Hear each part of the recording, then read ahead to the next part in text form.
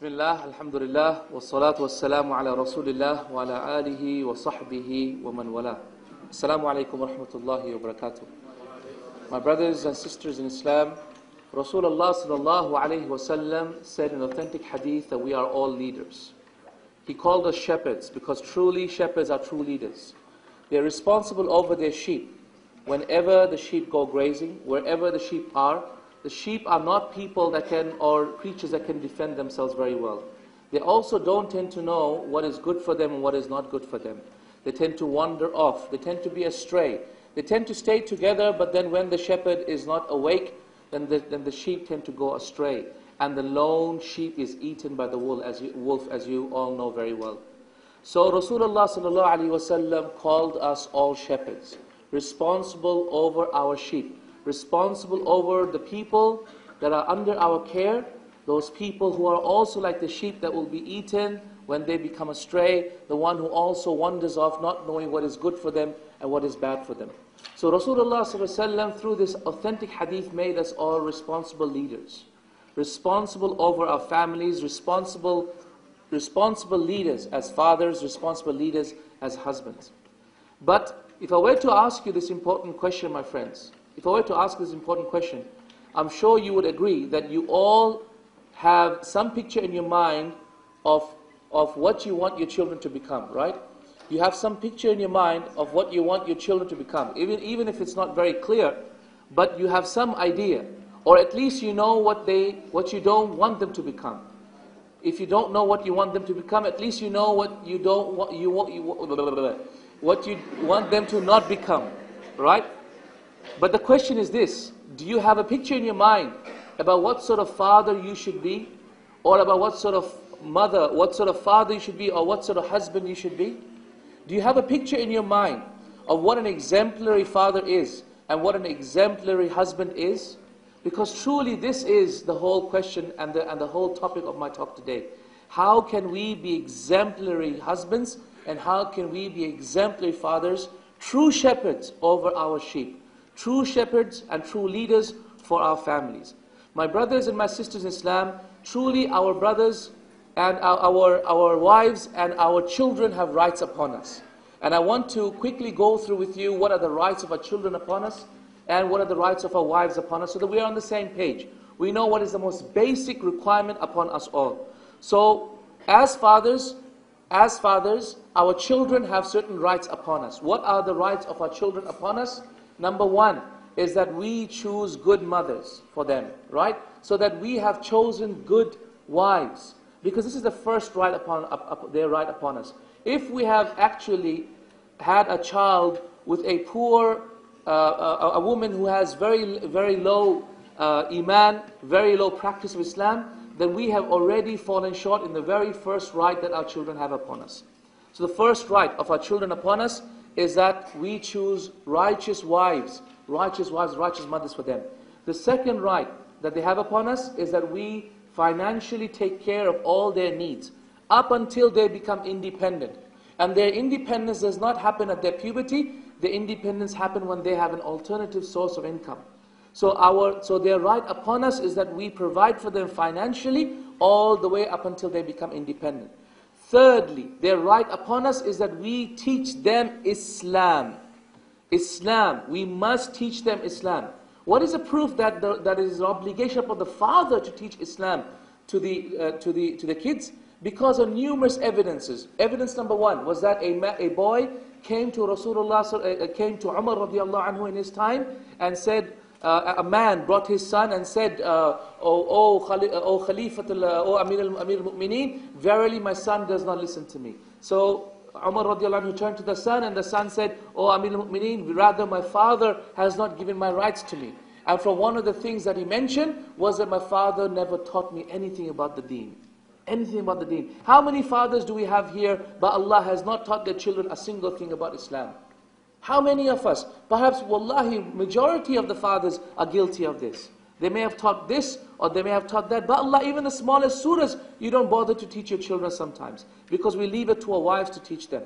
but rather it is our direct obligation, not the mother's obligation to teach them the Quran, not the mother's obligation to teach them about the Eids and the celebrations, and about fasting and prayer, and about Allah subhanahu wa ta'ala and His Tawheed. It is directly the father's responsibility. It is directly the father's responsibility. And how will you do this when you yourself do not have sufficient knowledge about Islam? What does that mean about you learning about Islam, and so that you can teach your children? The fourth responsibility, the fourth right that our children have upon us fathers, is that we marry them off early. And by early, as the scholars of fiqh explained it, that we marry them off when they have desire for women. When they have a desire for women, and I don't mean desire just like a normal, flirting with girls. No, we mean proper desire. When they actually need to be with women, and that we marry them off. At what age are we meant to marry them off, therefore? Well, we are meant to marry them off quite early then, in that case. We are meant to marry them off quite early. And this is an obligation upon us. And this is their right upon us by Allah. This is their right upon us. Then there is another right that they have upon us. And that is that we ourselves be righteous and practicing. So that when we ourselves are righteous and practicing, Allah will look after them. Because when we are righteous, just like when Ibrahim was righteous, alayhi salatu wasalam, then Allah looked after his children. Allah looked after his children. But when we are not righteous, then Allah will not look after our children. In fact, it is reported that we know that when the Prophet ﷺ, except when he became a prophet, he sent messengers, right, to two of the kings of the world. Who are the kings? Does anyone remember? First to the king of Rome, the Caesar, right? And then to the Persian king, right? So, do you remember how each one of them tore up, how each one of them dealt with the messenger or the message of Rasulullah ﷺ? As for the Persian king, he tore up the message, right? Is that true or not? And as for the Roman king, what did the Roman king do? He actually contemplated accepting Islam, right? So Shaykhul Islam Ibn Taymiyyah rahimahullah says, listen to this, Shaykhul Islam Ibn Taymiyyah rahimahullah says that because of the way that they were with the message of Rasulullah ﷺ, when the message came to them, Allah either destroyed their progeny or looked after their progeny. And this is the reason why Shaykhul Islam Ibn Taymiyyah says, until now Rome has not been conquered, until his time.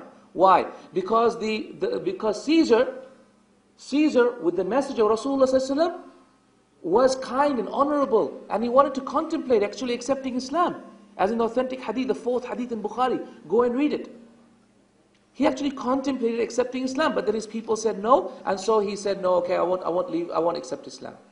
But, whereas the Persian ruler, he tore up the message of Rasulullah, so Allah destroyed them. Allah destroyed them, and Allah took away everything from them, and their children all left their religion and accepted Islam. So no more of the religion of their forefathers. Does that make sense, everyone? So by Allah, the righteousness of the father, is a right upon the fathers for the children. These are the rights that our children have upon us. And what are the rights that our wives have upon us? Our wives also have certain rights upon us. What are they? They are exemplified by a particular verse in the Quran where Allah subhanahu wa ta'ala says in Surah An-Nisa, He says, وَعَاشِرُهُنَّ بِالْمَعْرُوفِ. In verse number 19, Surah An-Nisa, Allah subhanahu wa ta'ala says, and be with them in goodness and kindness. Scholars have 5 different narrations about what this verse means about be with them in ma'ruf or goodness or kindness. The first opinion about the scholar said that we have to generally provide for them in a very general basic sense. Whatever they need in a very general basic sense, without any specific criteria of what we should provide for them. This is the most simplest of opinions. Opinion number 2 says that we should provide for them only when they are satisfying our physical desires. So, who said this? Whose opinion is this? This is the opinion of Imam Ahmad rahimahullah. The Hanbali madhab's opinion is that it is obligatory on the husband to provide for the wife as long as the wife is sexually gratifying the husband and providing for his needs. Okay? And when the wife is not doing so, meaning when the wife is being disobedient to the husband, then that is not an obligation upon the husband to provide for the wife. This is the second opinion.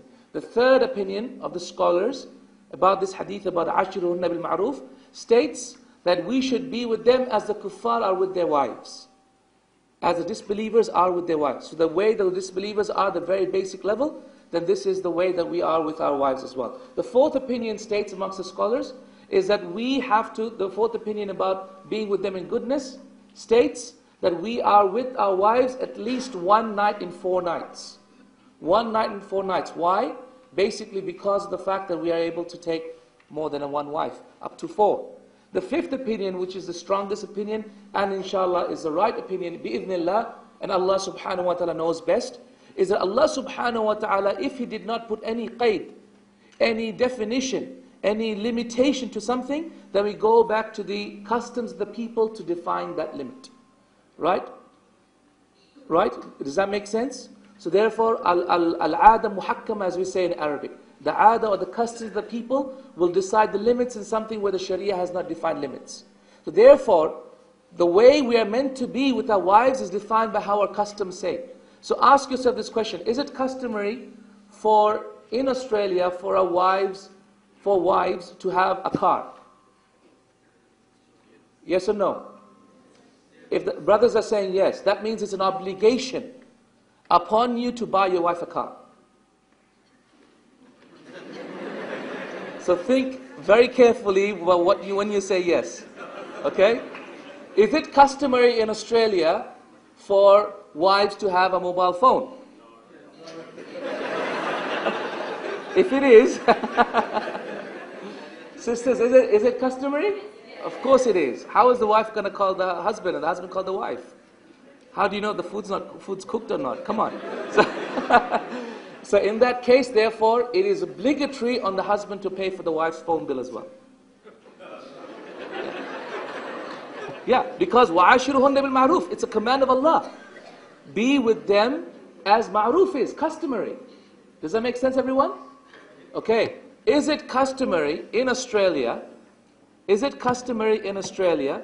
for the wives to get $100 a day as a stipend from the husband, or income, or whatever, yeah?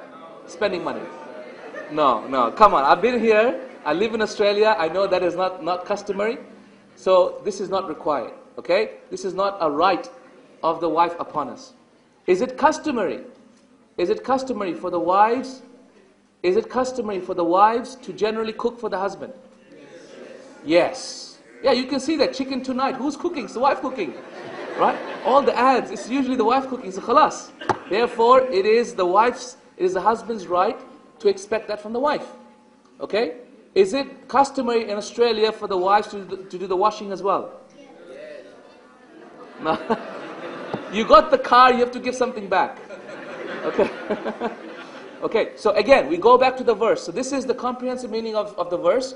And Ibn Qayyim rahimahullah says in his tafsir, he says this is the strongest opinion, which is that we look at the customs of the people to decide what is the right of each other on each one of us, inshallah. Okay? The very basic right. This is the most basic right. The second right of the wife upon us is that we treat our wives with equity. We treat our wives with equity. And equity means that we're equitable to their needs, not equality, because that equality dictates really injustice. But equity dictates justice, because this equity is where you apply justice appropriately.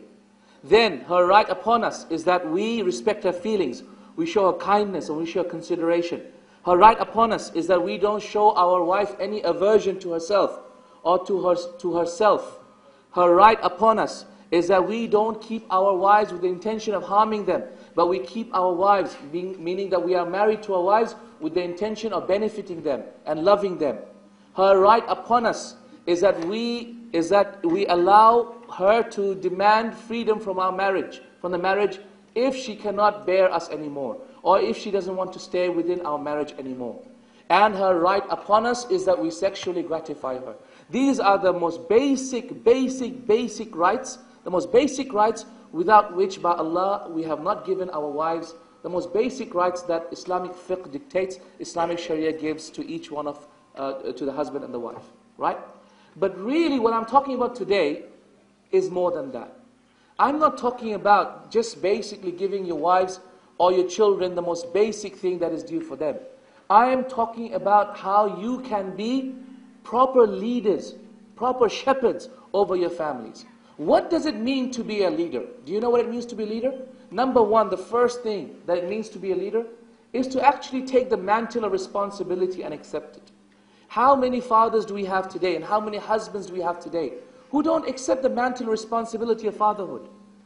If they accepted the mantle of responsibility of fatherhood, why are they not spending time with their children? If they accepted the mantle of responsibility of fatherhood, why are they always at every single point of time finding every opportunity to leave the home and not be with their families? If they accepted the mantle of responsibility of being a leader over the wife, why do they have no idea of how to guide their wife to become more practicing, more religious, more knowledgeable about Islam? We have not accepted the mantle of responsibility. We must accept it. Because Allah has thrown this upon our shoulders, we have no choice but to accept. So, to be a shepherd, we must accept the mantle of responsibility. And this is number one. Point number two, we must have an idea of where we want our families to go. We must have a goal, and we must have an idea or a vision to where we want to lead our family. What do we want our family to become? What sort of people do we want our children to become? And how do we want our wives to meet Allah subhanahu wa ta'ala? In what state should our wives meet Allah subhanahu wa ta'ala? So we must have an idea about the vision or the ultimate vision for our families. We must. This is your role as a father. My brothers in Islam, this is a lecture for you today. This is your responsibility, my friends. This is the challenge upon you. Where will you take your family? This is the most important question that you must answer today. The third responsibility, the third sign of being a true leader is that you are a person, a man of principles and a man of your word. To be a leader means you must be principled. If you don't have principle, then you cannot be a leader. Imagine a CEO of a company who tells everyone, save, save, save, don't spend the resources of the company, and he himself is frivolous with the wealth of the company. What do you call that CEO? You call him a hypocrite. Don't you call him a hypocrite? You don't listen to his leadership. You don't listen to him when he tells you something else next time. This strategy, that strategy. You don't listen to him. In the same way, when the father does not walk the talk, then indeed he loses his mantle of leadership. He loses the mantle of leadership. So, true fathers, true shepherds are people who are principled and who walk the talk. True fathers and true shepherds and true husbands are people that are courageous and brave. You must be courageous and brave. How weakly, measly is that human being who is afraid? I know this brother in Medina, I used to know him, who always used to take a different path all the time. And whenever there was something that he knew that there was some sort of commotion going on in some area, he would take a different path. He was the most afraid person I could ever find. I mean, you know what? Women don't love men that simply have no courage. Leaders are courageous people. They will venture, they will not be reckless and destroy themselves, but they will be courageous in putting their trust in Allah and then venturing and taking their family towards a direction where there may be some danger, but they will protect them. They will put themselves up in front of every one of them. So to be courageous and to be brave is extremely important. Courageous and brave. By courage and brave doesn't mean against an external enemy. It might also mean other things. Like what? Like leaving your job that is paying you good money right now, but the job does not fulfill your vision. Perhaps your vision is to study Islam. But if you continue on in your current job, you're not going to be able to go to Egypt and study Islam, for example. Or study Arabic and Quran. So, you're going to Egypt to study Arabic, Quran. You won't be able to do so if you're actually working now at this point in time. Right? So, courage is required for you to leave that job. So, a man must be courageous. And a father must be courageous. And a husband must be a person of courage. Ask yourself, are you a person with courage? Are you a person who's willing to take the tough steps and do the tough things?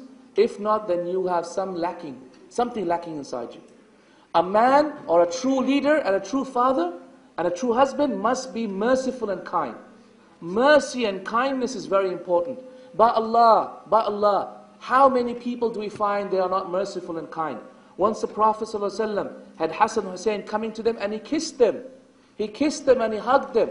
And one of the Sahaba, he said, Ya Rasulullah, you're kissing your children? By Allah, I've never kissed my children. What did the Prophet ﷺ say? He says, Man la yarham la yurham. The one who does not have any mercy, Allah will not have any mercy on him. If you are not merciful with your children, if always you show a stick to them, if always, whenever you come into the home, straight away, there's that fear in their hearts rather than love and mercy and kindness, then by Allah, you've created the wrong impression.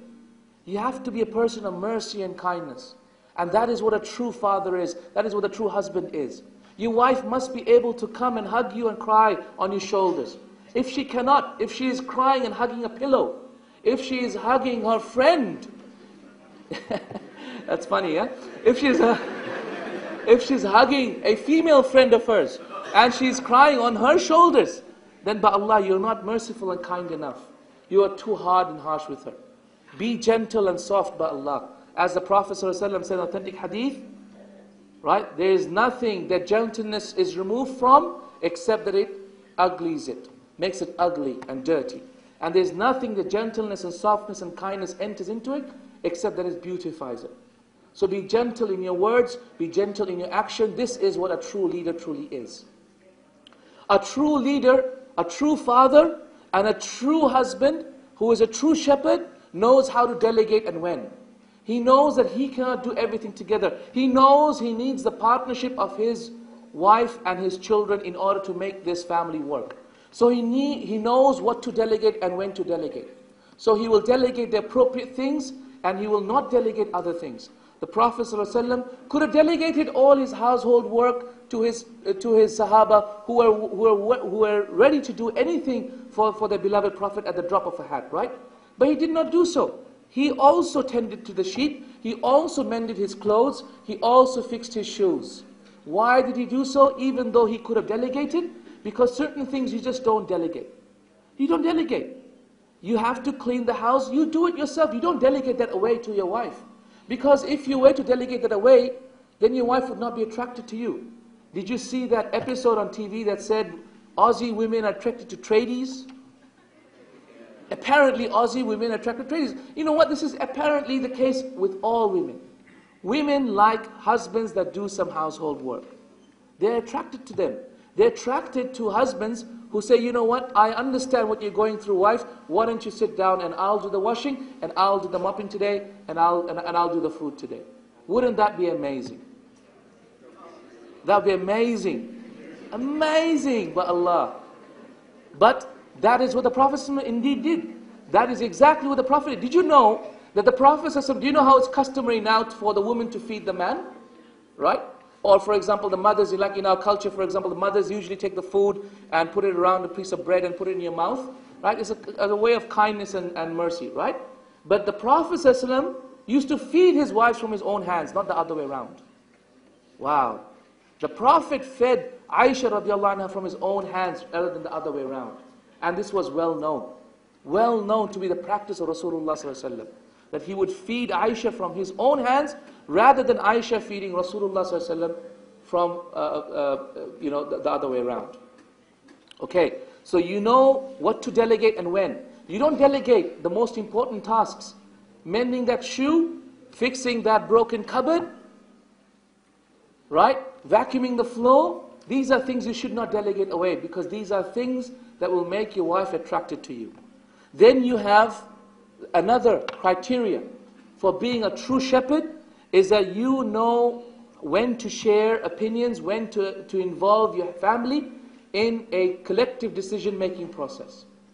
Collective decision-making process. You don't just decide, you actually involve them in the decision-making process. You don't say to your wife, I have decided we are doing this. I have decided that's it, it's my house, I'm the leader. If you don't obey me, Allah will get angry with you, so therefore you better obey me.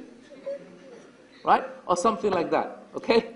Okay? And we know, unfortunately, such chronic ways of behaving with your wives, unfortunately, it's rampant in our community. We don't want to do this anymore. We want to be people who know when to involve our wives in what issues and when to take their thoughts in what issues, inshallah. It's really, really critically important. Rasulullah ﷺ, when the Sahaba were not listening to him, at what point? At the Treaty of Hudaybiyah, if you remember. When the Sahaba did not listen to Rasulullah ﷺ, when he signed the treaty, and they were bewildered because Rasulullah ﷺ gave so much concessions to the disbelievers, and they were bewildered. Rasulullah was angered. He came into the hut and he told Salama, saying, "Oh Salama, the people are not listening to me. Do they not fear Allah? They're not listening to me." So Salama said, "Ya Rasulullah, why don't you shave your head and slaughter your sheep? And people will also do the same as soon as they see you." So that's exactly what the Prophet did. He listened to his wife. He shared the opinion, he shared the most important thing on his mind with his family. And this is what a true leader does. Because you don't have all the answers, my friends, as leaders. You simply have a responsibility, not the answers. So you need to involve others. Also Allah subhanahu wa ta'ala tells in the Quran, وَشَاوِرْهُمْ فِي الْأَمْرِ, and take their advice in every matter. In all matters, take their advice. وَشَاوِرْهُمْ فِي الْأَمْرِ. And who was this verse revealed to? To Rasulullah sallallahu alaihi wasallam, a man who doesn't make a mistake, right? Who doesn't make a mistake in Islam. He could make a mistake in other than Islam, but in matters of Islam, he doesn't make a mistake at all. He is ma'soom, right? He doesn't make a mistake in matters of Islam. Yet, this was a man who doesn't make a mistake in Islam, still told to take the advice of people who do make mistakes, the Sahaba. So what is, therefore, how important, therefore, do you think it is for people like us who do make mistakes to take advice from also other people who also make mistakes? So that collectively our wisdom may be better. Collectively our guidance may be better. And there's barakah in shura, in listening to your wife, and listening to your children, and sharing thoughts with them. A true father and a true husband, my brothers and sisters in Islam, motivates their family. Motivates them. Instills excitement in them. Energizes them. A father who spreads dread and dullness in the family is not a true shepherd. A true shepherd is someone who inspires the wife to action, inspires and motivates their children. How can you do that? Bribe them. Bribe them by Allah. Bribe them badly.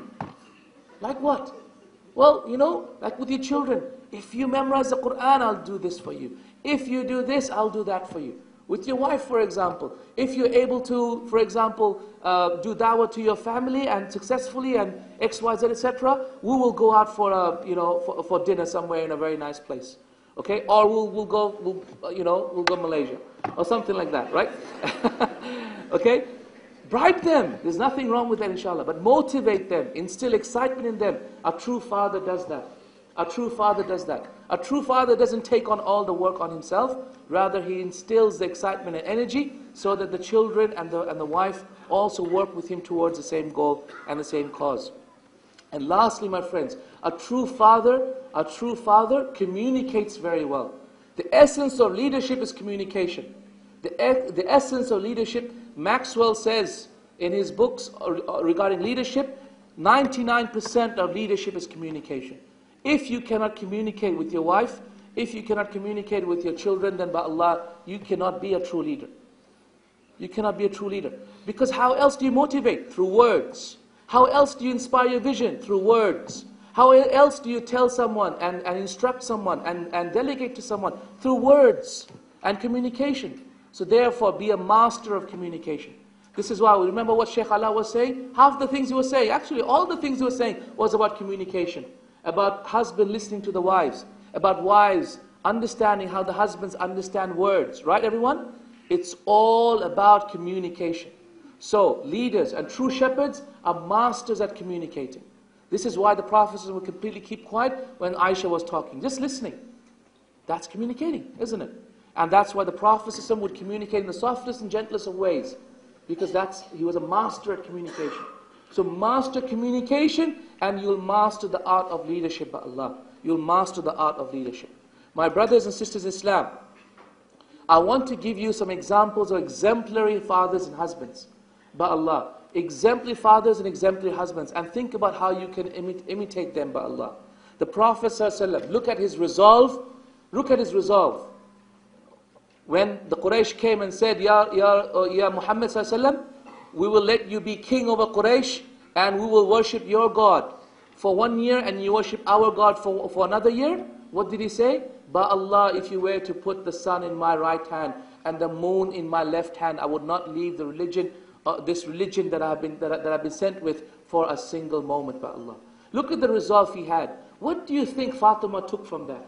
What do you think the Prophet's children took from that? What do you think the Prophet's wives took from that? Firm resolve till the end. We are a family who is led by a man who is not going to compromise at all for a single moment on his principles. So we are going to stick with heaven or hell. We're going to stick till the end. Till the end, with all difficulty and all hardship. This is what they understood from a father or a husband who spoke like that. Resolve, resolve. Look at the Prophet and his courage. Look at the Prophet and his courage. The Prophet always the most deepest into the ranks of enemy. How do you think his children would have been? How do you think his wives would have been? The Prophet and his giving and his kindness and mercy in giving charity. The Prophet had nothing to eat, yet he would give everything in charity. The Prophet had nothing to eat, yet he would give everything that was given to him so that he could come out of his level of poverty, he would give it away. What do you think that made his wives be? This is why his wives used to give so much and so much. It is reported that in the time of Umar radiallahu anhu, when the ghanaim of Iraq came through, when the booty, war booty from Iraq in the Persian War of Qadisiyah came through, that when Umar radiallahu anhu divided up the war booty, Aisha radiallahu anha got the equivalent of more than $10 million in our time. The equivalent of more than $10 million in our time in gold coins. The equivalent of it, okay? And so, therefore, and what happened was Aisha radiallahu anha, that the nightfall did not come except that she had given it away. Nightfall had not come except that she had given it away. Where did she learn this from? She learned it from Rasulullah sallallahu alaihi wasallam. A man who hardly finished his salah and ran away into his hut and then came back. And the Sahaba said, Ya Rasulullah, what happened? You just finished your salah and you went away and you came back. He said, by Allah, in the salah I remembered a gold coin that I had in my home.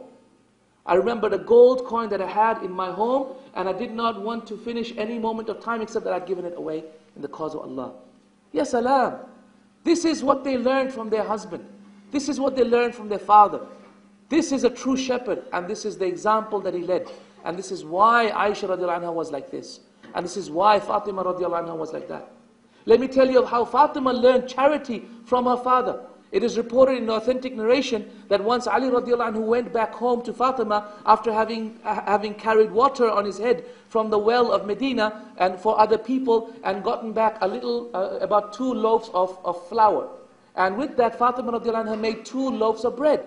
1 loaf for her and Ali, 1 loaf for the children, and 1 loaf for Ali radiallahu anhu, and 1 loaf for her and the children.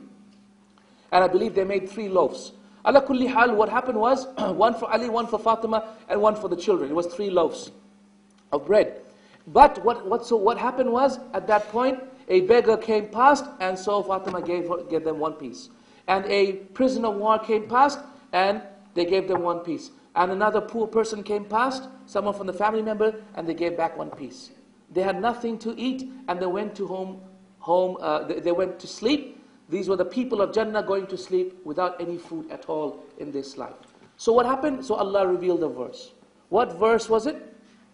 وَيُطْعِمُونَ الطَّعَامَ عَلَى حُبِّهِ مِسْكِينًا وَيَتِيمًا وَأَسِيرًا إِنَّمَا نُطْعِمُكُمْ لِوَجْهِ اللَّهِ لَا نُرِيدُ مِنْكُمْ جَزَاءً وَلَا شُكُورًا. So Allah revealed this verse. What is this verse? Allah says, and they feed the poor, the orphan, and the orphan, the poor, and the prisoner of war. And they say, verily we feed you for the sake of Allah. We don't want from you any reward or any thank you. Do you know in these verses, in this surah, Allah did not mention Hurul Ain at all. Do you know, whenever Allah mentions verses of Jannah, He always mentions Hurul Ain, except in this verse. Do you know why? Ibn al-Jawzi rahimahullah says in Zad al-Masir, he says Allah loved Fatima's action so much that He did not mention the Hurul Ain in these verses because He knew of the jealousy of Fatima, and He did not want to offend her at all. And by Allah, it is for this reason why the only verses about Jannah in the Quran that does not mention Hurul Ain at all. Ya salam. Ya salam. Amazing by Allah. Where did Fatima learn this charity? From her father, Rasulullah sallallahu alaihi wasallam. From her father, Rasulullah sallallahu alaihi wasallam. Let me give you more examples in the next 5 minutes that I have with you before Salah. The Prophet sallallahu alaihi wasallam and his mercy towards Aisha radiallahu anha. True mercy, as we said, husbands and fathers are absolutely merciful. Aisha radiallahu anha was once arguing with Rasulullah sallallahu alaihi wasallam. At that point, Abu Bakr heard the arguing and came in. When he came into the hut, and this is an amazing incident, listen to it, wallahi, the heart melts talking about this incident. Abu Bakr radiallahu anhu walked into the hut whilst Aisha radiallahu anha was raising her voice against Rasulullah sallallahu alaihi wasallam. So at that point, Abu Bakr said, oh Aisha, what's going on? Why are you raising your voice? So at that point, Rasulullah sallallahu alaihi wasallam turned to Aisha and said, should I tell your father about what's going on? So Aisha radiallahu anha said, yes, tell him, but don't speak except the truth. Wow. So what do you think Abu Bakr did? Abu Bakr got angry and he went and he hit Aisha and he kept on hitting her and he said, how dare you? How dare you say about that about Rasulullah sallallahu alaihi wasallam? Does he speak except the truth? And so what happened was Rasulullah sallallahu alaihi wasallam started shielding Aisha from Abu Bakr. And Aisha hid behind Rasulullah. Subhanallah. And then Rasulullah sallallahu alaihi wasallam ordered Abu Bakr to leave the hut. Listen to this. He ordered Abu Bakr to leave the hut. And then he turned towards Aisha. And look at this. And he apologized for the behavior of Abu Bakr towards her. Who was the one who was wrong? Aisha radiallahu anha. Right? But who is the one who's apologizing? Rasulullah sallallahu alaihi wasallam. إِنَّكَ لَعَلَى خُلُقٍ عَظِيمٍ وَاللَّهِ. Verily you are upon exalted character. Even Allah the Great is amazed with this character. Amazing, isn't it? Subhanallah. This is the kindness and mercy. May Allah make our husbands and our fathers as merciful as Rasulullah sallallahu alaihi wasallam was towards them. Subhanallah. And Rasulullah sallallahu alaihi wasallam was truly a man who had the highest level of empathy towards his children. So much so that he disapproved of Ali radiallahu anhu taking a second wife whilst Fatima radiallahu anha was alive. Why? Because he did not want to offend his daughter, and he said, whoever offends Fatima has offended me. So as a result, he disapproved of Ali taking a second wife whilst Fatima was alive, because he knew Fatima had a lot of jealousy and didn't want to anger Fatima radiallahu anha. Such are the fathers of Islam. Such are the true shepherds of Islam. That they look after their sheep. They look after the sheep and what is important to them. But Allah, let us also be such leaders and such shepherds so that we take responsibility of our sheep and our children. I have a couple of points of advice for you before I finish on how to be a better husband and how to be a better wife. Number one, how to be a better husband and how to be a better shepherd. Number one, show your family, show your wives true love, true sympathy, and true respect. True humbleness, true sympathy, true respect. Respect these creatures of Allah subhanahu wa ta'ala. These fragile creatures of Allah subhanahu wa ta'ala. Respect them and be humble with them and show them sympathy. But Allah show them genuine kindness from the bottom of the heart. And they will see it and they will feel it. They are quite sensitive individuals. And they will know it when you truly are doing your best to show your best side, inshaAllah. So show them genuine kindness and genuine gentleness and genuine care. I want you to work towards their future, towards what they want to do as well as what you want to do. And this is truly important. Work towards their future, involve them in the future of what you're trying to do with the family, and by Allah, you will see them becoming princesses for you.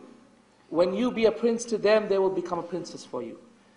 I want you to give love a real chance. My fathers, my husbands over here, my brothers and sisters, my brothers who are husbands in the audience and who want to be husbands, give love a chance. Give love a chance. When was the last time you actually gave love a chance to form?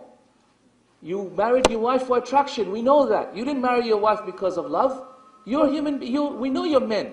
Men don't marry because of love. Men marry, even if they say it's love, they're lying. It's really attraction.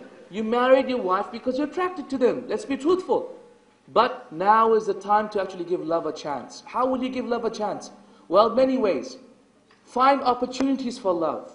Find opportunities for love. When was the last time you actually just took your wife out just for dinner? When was the last time you bought something for yourself, not for your wife, something for yourself that your wife would like to see on you? So buy something for yourself, right? A beautiful, whatever, salwar kameez, or a beautiful thobe, or a beautiful shirt, or a beautiful pant. something your wife would like to see on you, instead of the other way around, that you give your wife, why don't you buy something I like to see on you? Okay? Okay? So give love a chance. And also opportunities for love. Opportunities for love. Like for example, going away as a family towards those trips where you actually spend a lot of time together. Romance. It's very important to have romance in your lives. You cannot be true husbands, fulfilling your obligations upon your wives until you give romance a chance. The Prophet ﷺ was so romantic. So romantic, ya Allah. I remember talking about this in one of the mosques in Birmingham, and the old uncles were going like this. You know? It's like steam blowing off from their, and they're like going like this, subhanAllah. The Prophet was so romantic, subhanAllah. He would take the glass bowl from the drinking bowl from Aisha when she had drunk, and he would turn the bowl around where she had, and would find the spot where she had put her mouth. Then he would put his mouth where she had put her mouth, and drink whilst looking at Aisha radiallahu anha. Wow, look at that, it's dynamite. Dynamite, subhanAllah. Romance. And Aisha, what would he call Aisha? He would call Aisha Ya Humayra. Ya Humayra. What does Humayra mean?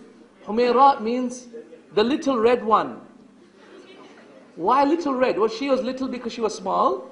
And why red? Because in Arabia, when you're intensely white and it's 50 degrees, you become red, right? So that's why they would call her Humayra, because she was intensely white, and she would like to be called white because white was synonymous with pretty. So ala kulli hal, so he would call her Humayra instead of Yusuf or Zayd or whatever, etc. It's not very romantic terms. So give romance a chance. If you really want to be good husbands and build a strong relationship between you and your wife, then give romance a chance. Also pampering and spoiling. Very simple things. Very simple things like what? A rose a day. A rose a day. Right? It's simple. It's simple, by Allah. It's simple. It's only $2, you know? It's true. I'll tell you where. I used to buy them from here. $2. You can buy them in bulk as well. So a rose a day, but simple things like that, by Allah, have a great effect. Also focusing on your combined vision for each other. And of course, lastly, making dua for love. But Allah, when's the last time you actually asked Allah to create love between your hearts? When was the last time you actually said, oh Allah, make my wife love me, and make me love my wife?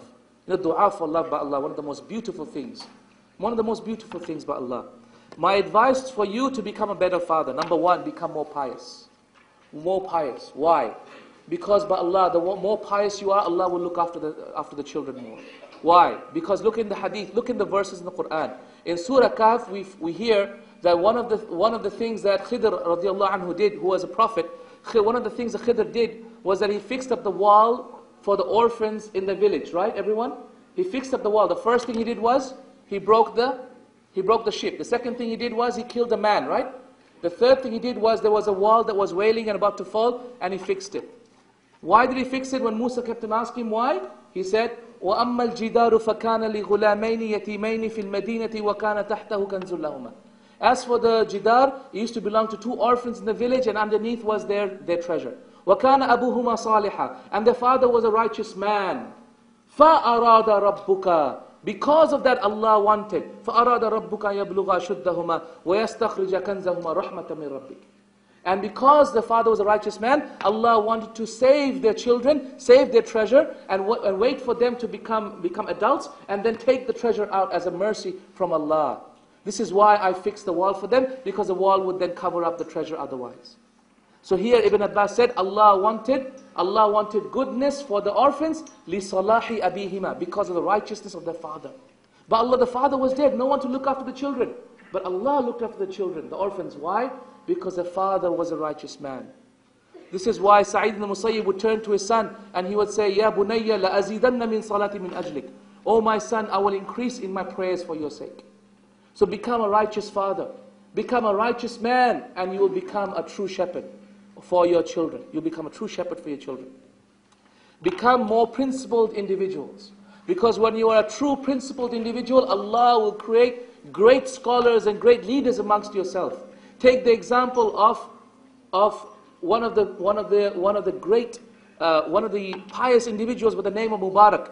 This man, there was a man by the name of Mubarak, and he was a slave to a master in Baghdad. And this is a very interesting story. Just listen to it very quickly, and we're coming to the end. And Mubarak was a slave to the master who used to live in Baghdad, and the master used to have a huge orchard of grapevines. And he also had a very, very beautiful, pious daughter who everyone tried to get married to. All the scholars tried to get married to, and she would simply refuse all the time. But Mubarak was a very righteous man. What happened was the master put Mubarak in charge of the grapevines. And over 3 months or so, Mubarak looked after the grapevines. And then thereafter, after 3 months, the master came back. The master, I believe his name was Muhammad, came back. And when Muhammad came back, he asked Mubarak, saying, "Yeah, oh Mubarak, how are the grapes doing?" "Alhamdulillah, they're doing well, oh master. They seem to be green now, and they seem to be dark now, etc. Different colors." He said, "Well, can you get me some grapes so that I can taste them and see whether they have become ripe or not?" So Mubarak, he went back and he actually got some grapes. So at that point, he tasted the grapes. The master tasted the grapes and he went spat it out. "Ooh, Mubarak, these are sour, the grapes are sour. Can you please bring me some ripe grapes?" So he went again and he got some more grapes, and again they were sour. And so he spat it out and said, "Mubarak, what's wrong with you? Get me some ripe ones." So he went again and he got them again, and again they were sour.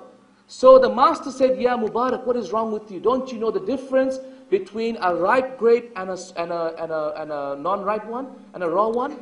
Don't you know the difference between the two?" He said, "By Allah, no, I don't.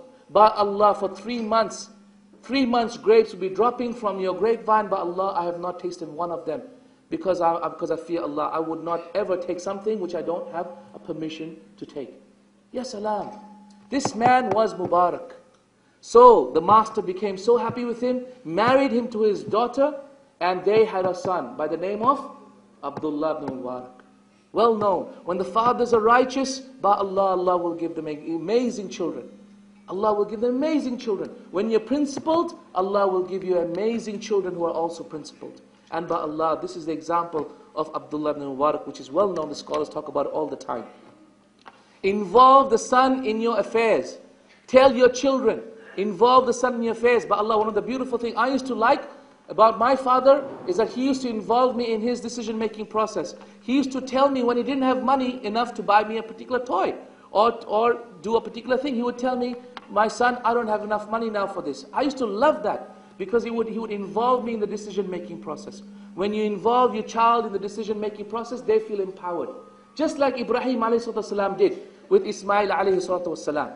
Just like he did with Ismail ﷺ. What did he do? "Ya bunayya inni ara fil manami anni azbahuka fanzur madha tara." "Oh my son, I saw in my dream I'm killing you, so tell me, what do you think?" He said, "Ya abati if'al ma tu'mar, satajiduni insha'Allah min as-sabirin." Oh my father, do as you've been told, you will find me truly patient. But Allah, he became patient because his father involved him in the affair. And of course, my friends, be exemplary fathers that practice what you preach, just like Umar radiallahu anhu. Because when you are like that, you will have children like Abdullah ibn Umar radiallahu anhu. Do you know how many hadith that I've read where Abdullah ibn Umar praises his father? Do you know how many hadith I have read where Abdullah ibn Umar, the son of Umar radiallahu anhu, is praising his own father, Umar radiallahu anhu? Ya salam, every time I've read it, my shaykh would say, "Ya Allah, give us children who will one day praise us as well, who will one day make dua for us, just like Abdullah used to do for his own father." Ya salam. How much? Do you know the beautiful, authentic hadith? What an amazing man was Umar, as Abdullah said. He said, what an amazing man was Umar. We used to find that Umar would be on Umar's opinion would be one side, and the people's opinion another side, and Allah would send down a revelation agreeing with the opinion of Umar. Who was saying that? It was a hadith of Abdullah. Most of the hadith of praising the father of Umar radiallahu anhu are actually from his son Abdullah. Amazing by Allah. May Allah give us children one day who also think their fathers are heroes. May Allah give us children, and may Allah make us the heroes for our children, so that our children may also speak our praises when we pass away. Not praises in front of people for pride. but praise is because of the principle and the values that we lived by Allah. So that people may learn from us and learn from our examples. May Allah give us such beautiful, beautiful wives and such love and affection between us and them that they cry the day we pass away with the crying of a woman who has lost her soulmate. Just like Aisha radiallahu anha cried on the day that Rasulullah sallallahu alaihi wasallam passed away, and even though the Prophet's corpse was next to her, she said, Wallahi, it is as if I can see in front of me the Rasulullah sallallahu alaihi wasallam coming to me, and I can see the glistening of the perfume in the parting of the hair of my beloved Rasulullah sallallahu alaihi wasallam.